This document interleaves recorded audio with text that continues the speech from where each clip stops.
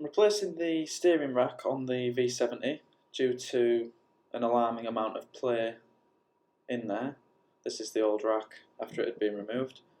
This video should cover P2 Volvos, most likely the S60, XC90 and the S80. Remove both the road wheels. This is the new rack, and what you'll need to do is get the steering lock on with the steering wheel in the straight ahead position.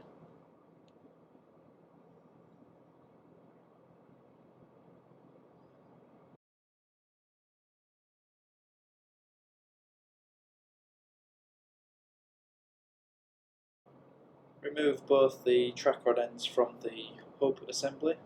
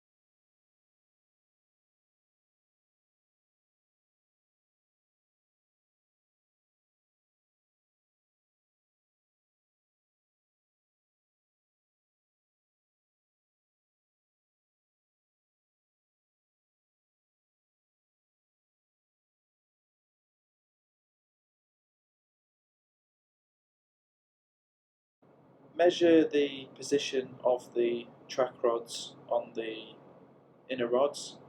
I didn't think this would work, but trust me, it does get you pretty close to where it should be tracking wise. Obviously I sent it straight for an alignment afterwards, but this got me there.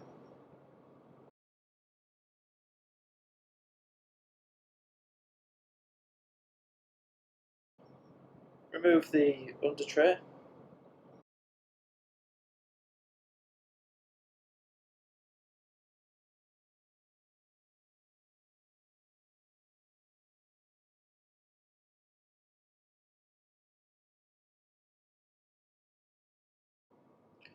Remove this metal guard here and unclip the brake pipe from the top of it.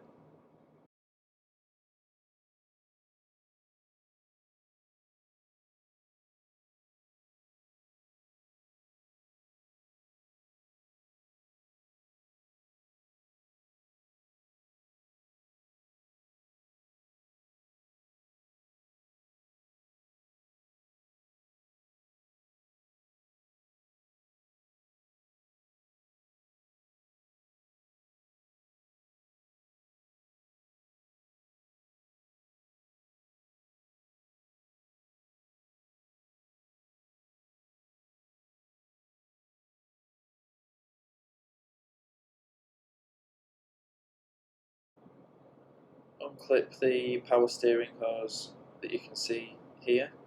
This will just stop it getting strained when we drop the subframe. This is where the power steering pipes enter the rack. Now, I found it a bit easier to undo these once the subframe had been dropped slightly. It's easier to get them from the wheel arch rather than reaching over, and this is what the bolt looks like. So now remove the nuts that are attaching the rack to the subframe.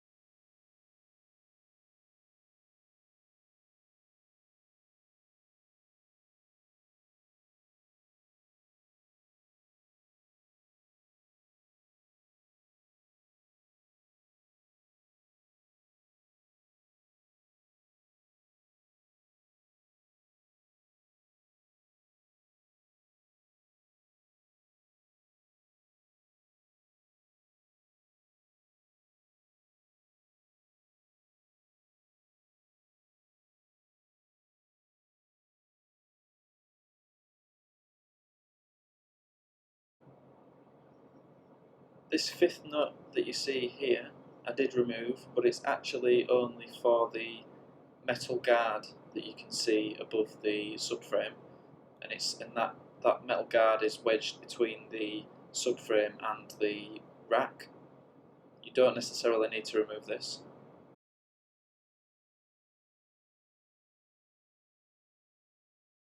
And make sure that you don't miss this bolt here, which is the fifth attachment to the rack.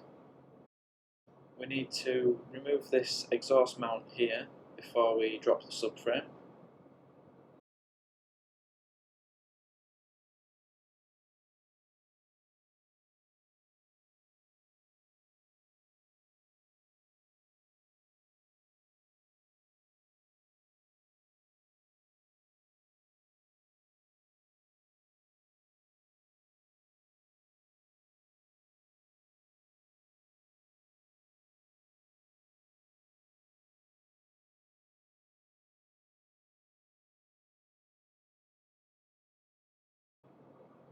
Remove this bolt from the bottom of the rear engine mount, and it does need to be removed completely. I didn't show it on the video, but it has been removed.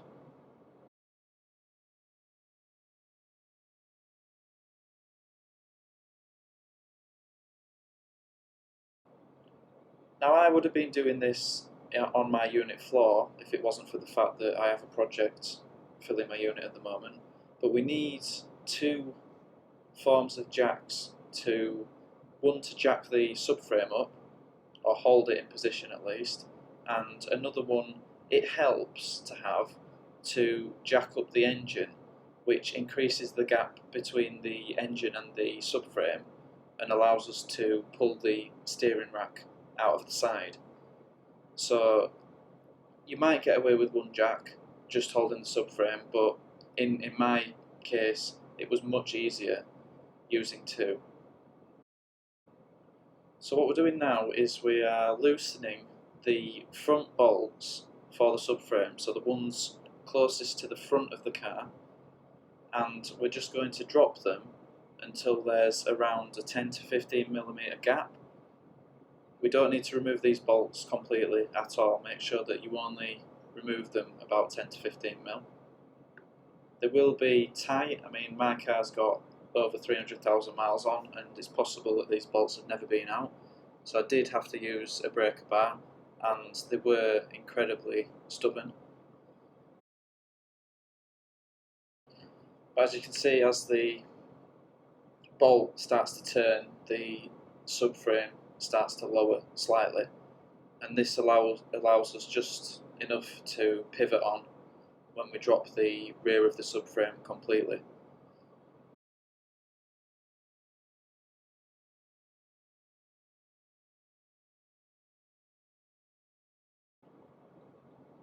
So same with the rear bolts, make sure that they obviously come loose, and on the rears we've got these metal plates with two more bolts at the rear.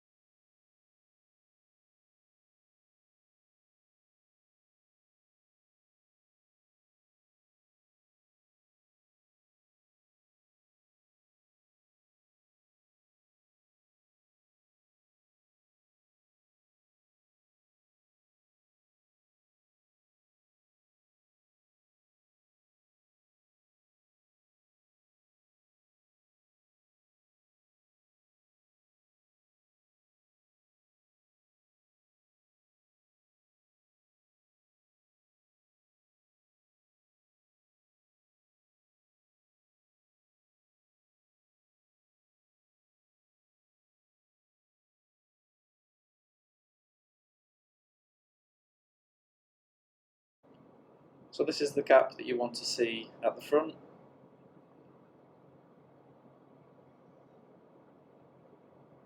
So we've got about 10 to 15mm of clearance that allows the subframe to pivot when we drop the rear. And now we'll need to make sure that the subframe is supported before we remove the rear subframe bolts completely.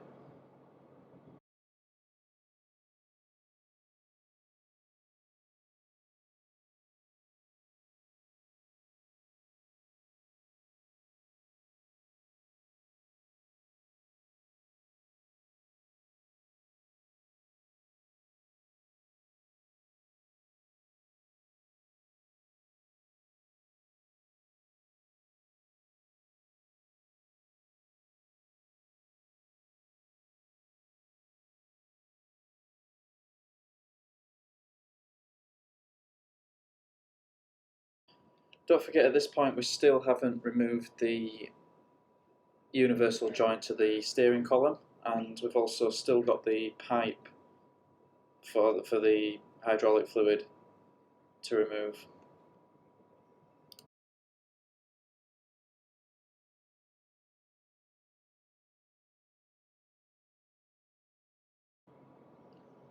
So this is the view from the wheel arch of the clamp holding the power steering hoses in position. It's a bit easier to access now that we've got the subframe dropped slightly.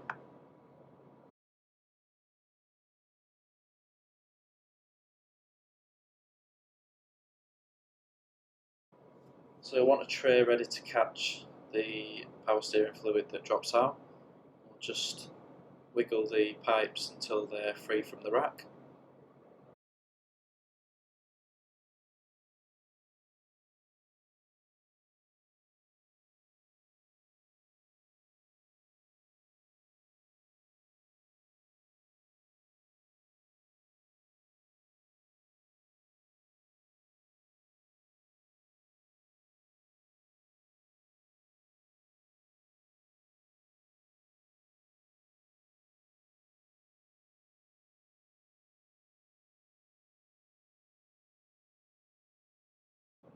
So this is where you can see the benefit of having the two jacks, although the one that I've got supporting the gearbox and engine seems to be leaking, so it slowly drops down. So I was having to keep my foot on it at the same time as trying to manoeuvre the steering rack. But we've got the subframe dropped as far as we can, and then pushing the engine up. This gives us quite a large amount of room to manoeuvre the steering rack out from the passenger side of the car, so the left hand side.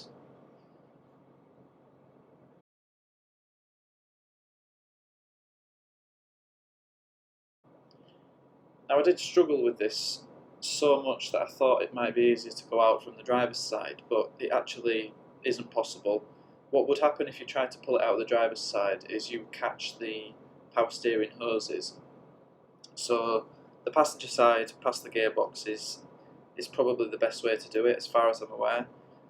I did, however, get the universal joint part stuck on the boost hose that drops from the turbo underneath the engine. So once that was removed, it made the job a lot easier.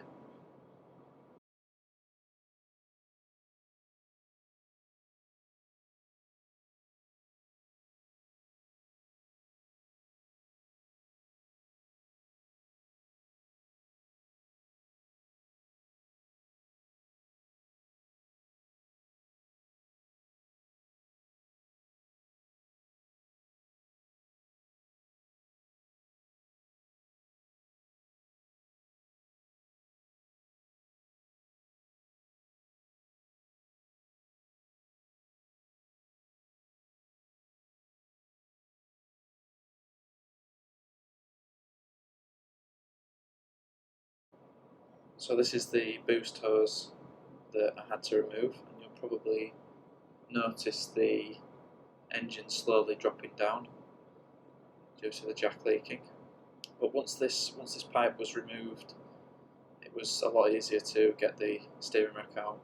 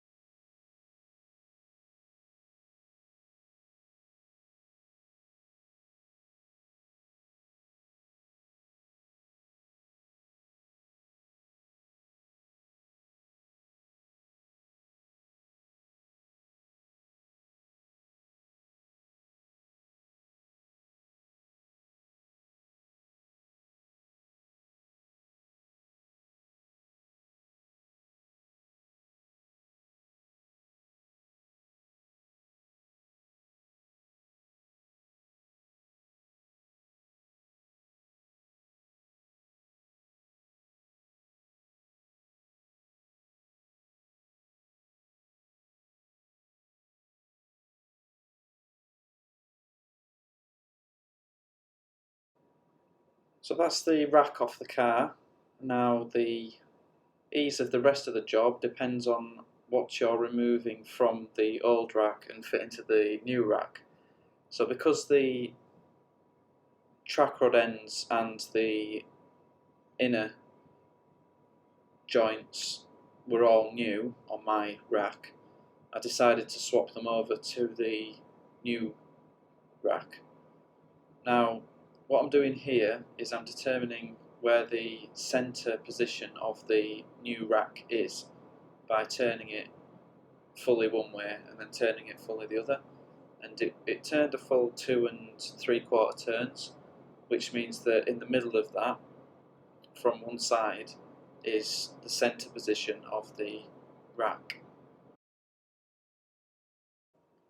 So I didn't record the full works of the rest of the job, but this is just me loosening the gaiter for the inner rod.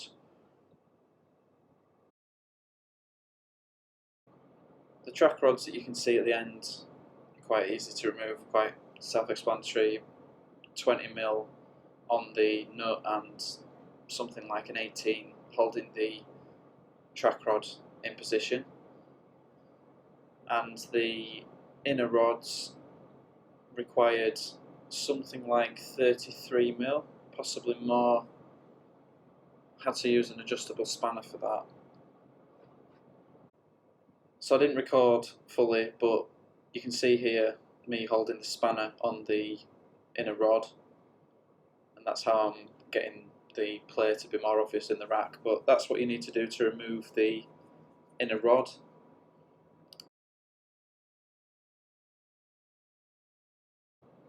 One thing I wasn't expecting was the universal joints to have a different end. So one of them is chamfered and one of them is counterbore, and this made a difference getting it back on the rack. So I ended up having to replace this anyway, and it turns out that they're actually quite easy to remove and replace. So what I did to make sure that it would be easy to get it back on the rack is lubricate and push it on and off the old rack a few times until it went on really, really easy. And this meant that getting it on at the point of the new rack being in position was a lot easier.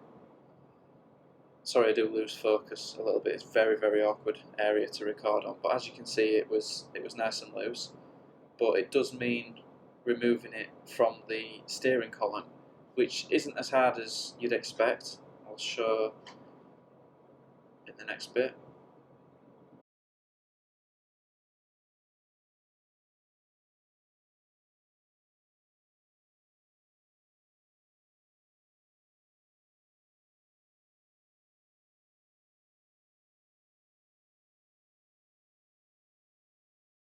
So from the driver's footwell, as you can see here, there's this bearing that goes over the universal joint, and this creates a seal when placed in the rubber boot that you can see at the bottom as well. The the end of it is just held on with a bolt that goes into the steering column. I didn't quite get the video showing removal, but it's quite obvious where it goes. So thanks for watching. I really do hope that this video has helped you with your job if you are doing it. I'm sorry I've missed out quite a few bits, but I was in a little bit of a rush. That's why I was doing it in my friend's workshop and not in my own unit. My steering is much lighter now, and I hope that this rack will take me up to 400 or 500k.